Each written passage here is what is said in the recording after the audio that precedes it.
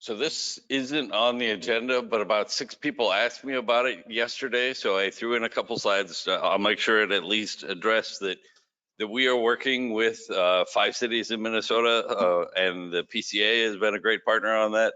The Ag Water Resource Center, but we're trying to get to a place where we can reduce phosphorus more efficiently and at a lower cost than we could do it specifically with some of the smaller community water treatment plants. There's a long story behind it, and I'll share that otherwise. But at least generally speaking, oh, I can't wander away.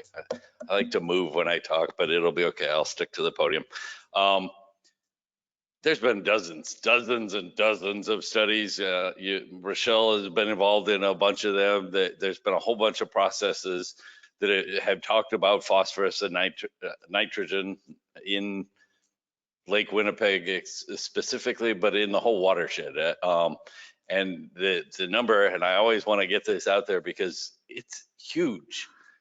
To get Lake Winnipeg back to 1990s levels of phosphorus, right? So not pre-settlement, not any, 2,800 tons of phosphorus annually have to be removed from Lake Winnipeg. And generally speaking, and that's just the Red River portion of that, the phosphorus. Generally speaking, and it's remarkably close, half of that comes from Manitoba or from up in Canada. So they have about 1,400 tons to deal with, and the U.S. has about 1,400 tons, and it is really fairly well broken down. That's what that little pie chart is trying to represent. That it's almost exactly half of that phosphorus comes from Minnesota, half from or a quarter in this case, half Manitoba, a quarter North Dakota, and a quarter Minnesota. So we're talking about 700 tons for Minnesota. How do we even start to talk about removing 700 tons of phosphorus, Greg?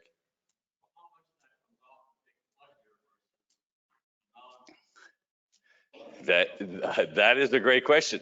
Not much wet this year. Actually, I'm looking forward to on Thursday. We should see a report about the water monitoring at the border with the International Red River Watershed Board. I suspected it was down because there wasn't a lot of sediment transfer this year because there wasn't enough water moving to do that. But all of that sediment still moved and ended up in ditches and ended up in waterways and tributaries. So if we have a big flood this year, there will be a substantial flush of that phosphorus. And in fact, the spring runoff period is when the bulk of that phosphorus is moving most years. Thanks for the question, Greg. But we're trying to look at alternative ways. And you know, the 5 cities that I'm working with, just so everybody knows, it's Breckenridge, War Road, Roseau, Thief River Falls, and Moorhead have all been negotiating with the PCA on their permits for their wastewater treatment.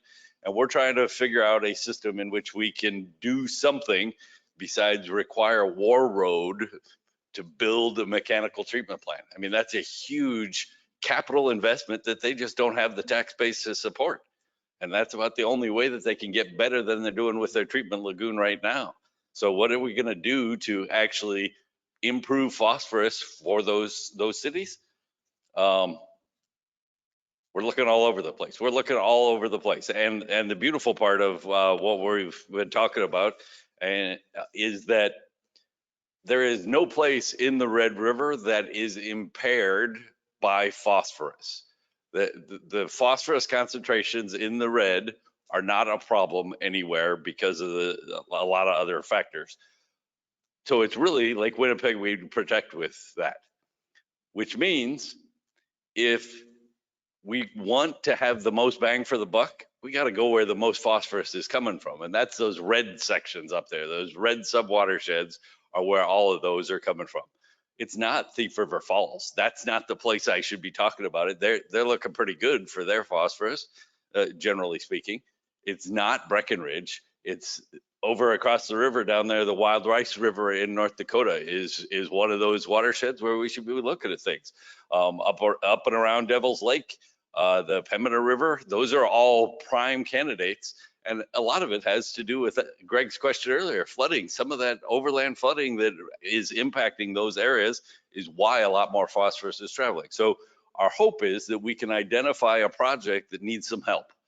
They need some money, and so potentially cities could invest in the water quality aspect of that project, get the credit for reducing phosphorus in the Red River, and a project gets built that might not get built otherwise because they can't find money to build a flood retention project. So that's the big picture of what that will look like in the future. It's still sort of just in the works. I already alluded to the Pollution Control Agency. They've done a really great work on developing an alternative permitting strategy. Those 5 cities all have sort of identical language in their permit.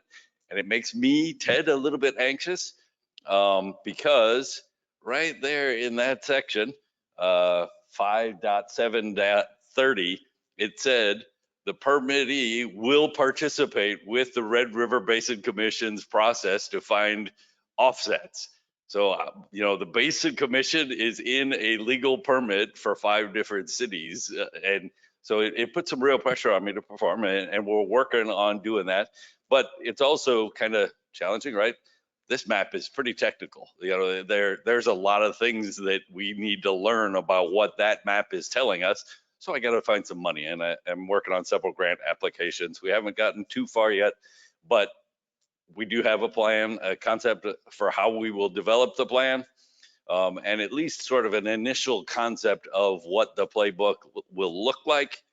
We'll identify buyers, sellers. We'll make sure that we're working really closely with the PCA, that we're going to find data that will support the process and make sure that we're meeting their requirements.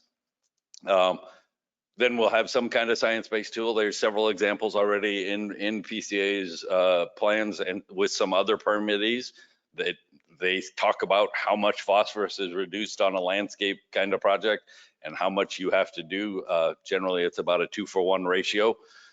So we got to work through a few of those things and make sure that we're working it with the PCA. And then we'll implement a project. We'll find somebody who is looking to do something. How do we work together? And we'll work on the water quality aspects. You work on whatever your other challenge, flooding, water storage, all of those kind of things are in play. And then we have to, of course, maintain and monitor whatever those processes are. So we'll be building that plan, making sure that we validate, yep, we're reducing X number of tons of phosphorus a year with this project. So we're hopeful and thankful that PCA has worked really closely with us to come up with this alternative permitting strategy so that we can maybe get real bang for the buck and have impacts that will be measurable and quantifiable in a shorter time than having to build a big wastewater treatment mechanical plant in War Road. Moving on, I'm not going to talk about that one. The last, the part that is actually on your agenda that I'm supposed to be talking about today is really a subset of that effort for the offsets. We have been working for about a year now. Thank you to the International Joint Commission. They got us a grant to run a program. The EPA also contributed some funds, and we've been working really closely with both of those organizations to optimize treatment plants in the basin. And it's really pretty fascinating. There's 6 mechanical plants in the North Dakota, the whole permitted area of North Dakota in the basin. 6. There's about 15 in Minnesota. It sort of depends on how they categorize a couple of them. And there's more than 20 in Manitoba. And then dozens and dozens of lagoons out there. So what the project involved was 6 key tasks.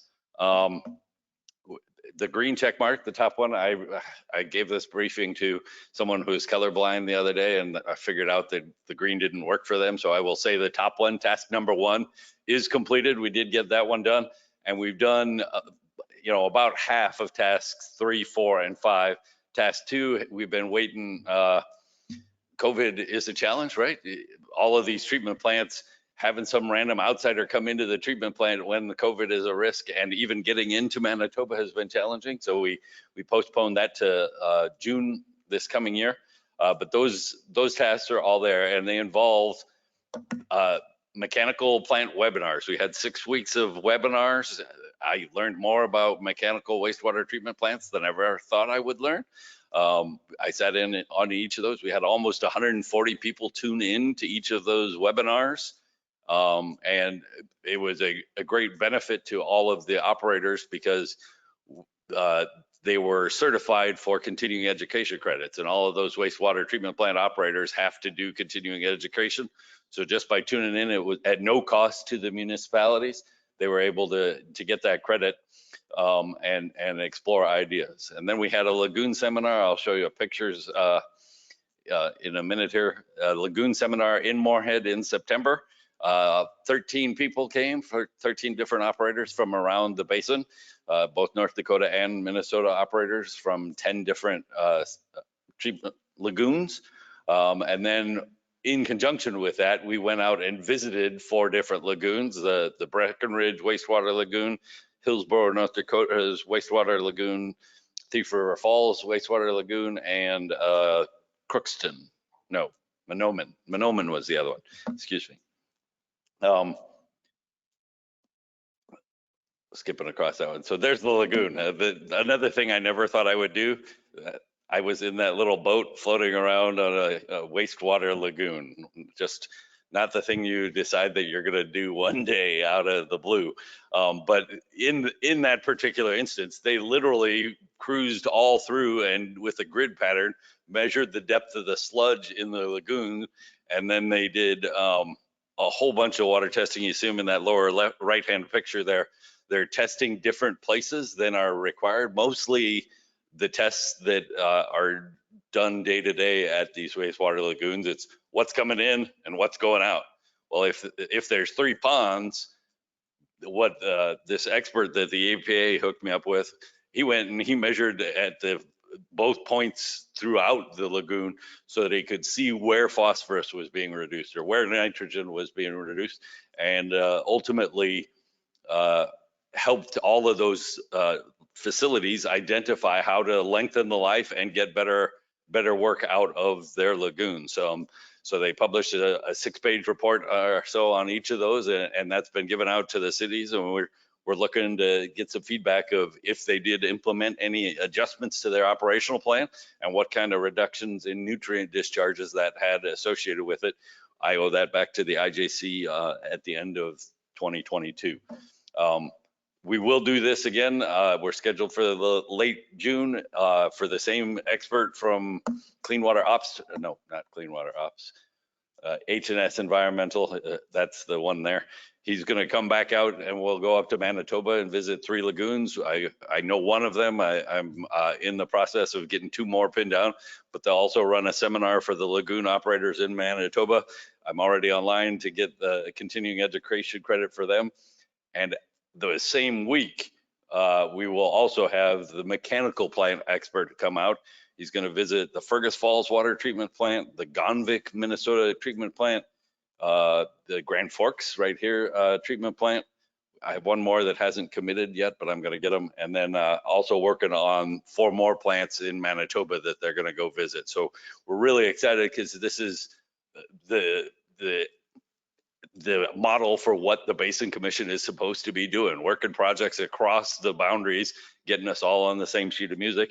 And hopefully at the end of the day, I'll be able to say, yes, through this project, I reduced 100 tons of phosphorus annually. I don't think the number will be that high, but that's what we're shooting for out of this project. And it's been a really great, fairly inexpensive project, and really well received by all the operators. And that brings me to the end